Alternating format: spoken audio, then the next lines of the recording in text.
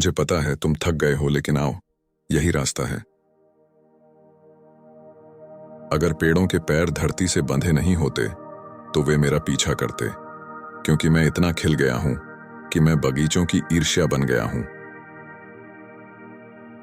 यह आपका मार्ग है और केवल आपका। अन्य लोग आपके साथ इस पर चल सकते हैं, लेकिन कोई भी आपके लिए इस पर नहीं चल सकता। शब्द एक बहाना है, यह आंतरिक बंधन है जो एक व्यक्ति को दूसरे के पास खींचता है, शब्द नहीं। जिस चीज से आप सच में प्यार करते हैं, उसके अजीब आकर्षण में चुपचाप खुद को खींचने दें। यह आपको भटकाएगा नहीं। कहते हैं दिल से दिल तक एक दरवाजा है, लेकिन जब दीवारें ही ना हो तो दरवाजा किस काम का।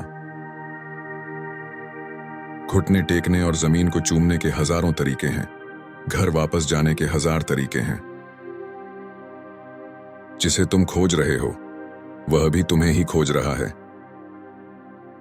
केवल प्यासा ही पानी नहीं ढूंढता, पानी भी प्यासे को ढूंढता है। दूसरों के साथ क्या हुआ, इसकी कहानियों से संतुष्ट ना हो, अपने स्वयं के मिथक को उजागर करें। जब कोई आपको सोना दे रहा हो तो अपने हाथों या सोने को मत देखो, देने वाले को देखो। हर किसी को किसी न किसी काम के लिए बनाया गया है और हर दिल में उस काम की चाहत रखी गई है। जैसे ही आप रास्ते पर चलना शुरू करते हैं, रास्ता दिखाई देने लगता है। आपका काम प्यार की तलाश करना नहीं है, बल्कि अपने भीतर उन सभी बाधाओं को खोजना और ढूंढना है जो आपने उसके खिलाफ बनाई हैं। शोक मत करो, जो कुछ भी तुम खोते हो वह किसी दूसरे रूप में वापस आता है। यह जगह एक सपना है, केवल एक सोया हुआ व्यक्ति ही इसे वास्तविक मानता है।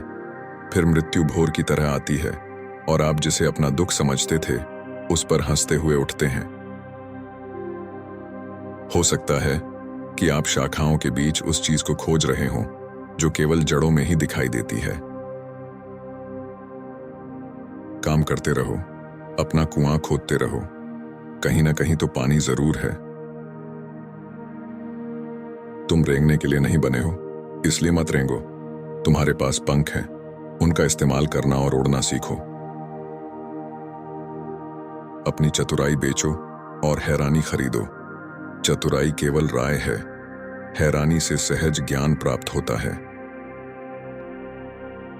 तुम सागर में एक बूंद नहीं हो, तुम एक बूंद में पूरा सागर हो। आपको तब तक अपना दिल तोड़ते रहना होगा जब तक वह खुल ना जाए। घाव वह स्थान है जहां से प्रकाश आप में प्रवेश करता है। तुम्हारे दिल में एक मोमबत्ती है जो जलने के लिए तैयार है। तुम्हारी आत्मा में एक खालीपन है जो भरने के लिए तैयार है। तुम इसे महसूस करते हो, है ना?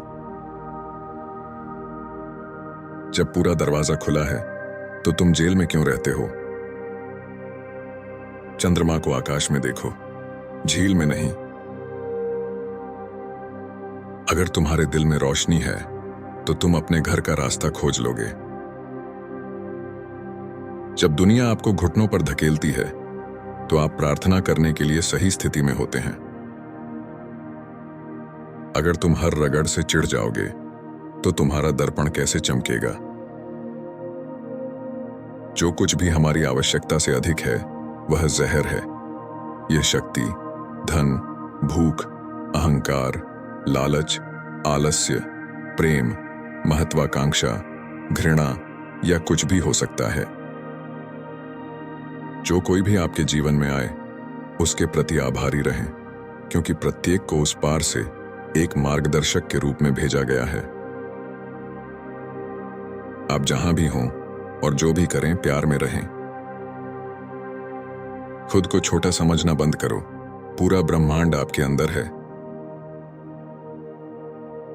प्यार करने वाले आखिर में नहीं मिलते हैं, वे तो हमेशा से एक दूसरे में समाये रहते हैं। अलविदा सिर्फ उनके लिए है जो आंखों से प्यार करते हैं, क्योंकि जो दिल और आत्मा से प्यार करते हैं उनके लिए जुदाई जैसी कोई चीज नहीं होती। मौन ईश्वर की भाषा है, बाकी सब घटिया अनुवाद है।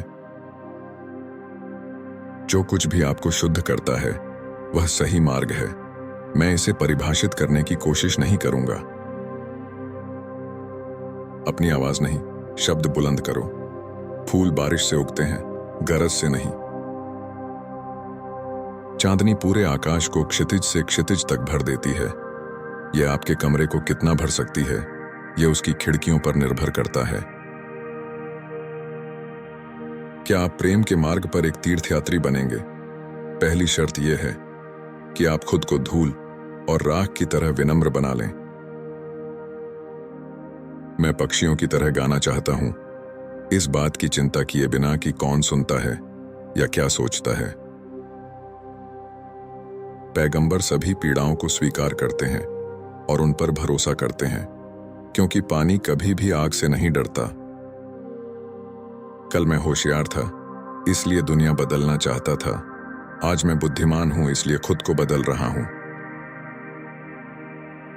प्रेमियों के दिल में होने वाला दर्द किसी दवा, नींद या खेल से ठीक नहीं हो सकता है।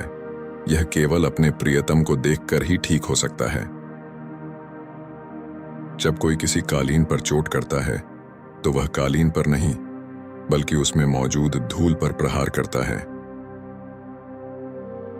दस्तक दो और वह दरवाजा खोल देगा। गायब हो जाओ और वह तुम्हें सूरज की तरह चमका देगा। गिर जाओ और वह तुम्हें स्वर्ग तक उठा लेगा। कुछ भी न रहो और वह तुम्हें सब कुछ बना देगा। और तुम अपने भीतर की उस लंबी यात्रा की शुरुआत कब करोगे?